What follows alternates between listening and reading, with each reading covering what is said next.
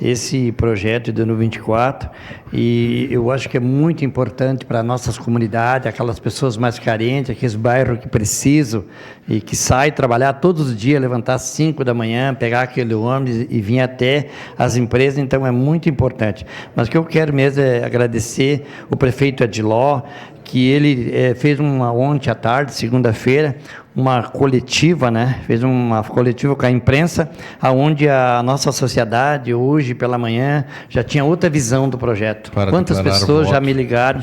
Quantas pessoas já me ligaram hoje dizendo que eles não tinham visto bem o projeto, que agora ficou bem esclarecido o projeto, então parabéns, Odiló. Agora, respondendo, o vereador Scalco, ele agora se retificou, ele tinha me acusado aí que eu tinha contratado meu filho, eu não contratei. Vereador Scalco, tudo que você plantar, escute bem, Deus te deu a oportunidade de plantar a sua lavoura. E você não está plantando as coisas boas, você está plantando o mal. Tu vai colher o mal, tá? Você é muito maldoso nas falas que você faz. Eu estou sentado aqui sempre analisando, você fala mal, não senta com o federal. Nunca sentou com o federal. O senhor não senta com o Estado. Senhora presidente. Não senta com o Estado.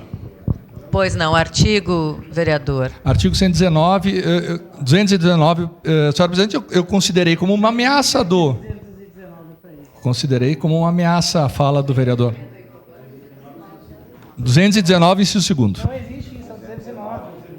209, inciso 2º, desculpa então. 209, inciso 2º. Eu senti como uma ameaça do vereador ali a fala dele, mas eu gostaria que ele retirasse e né? Xuxa, vereador Xuxa, o senhor tem interesse em retirar essa Eu fala? O senhor entendeu dessa forma? Eu não estou ameaçando, senhor. Não estou lhe ameaçando. Sim ou não? Não vou ameaçar nunca, senhor. Só que o senhor fala maldosa.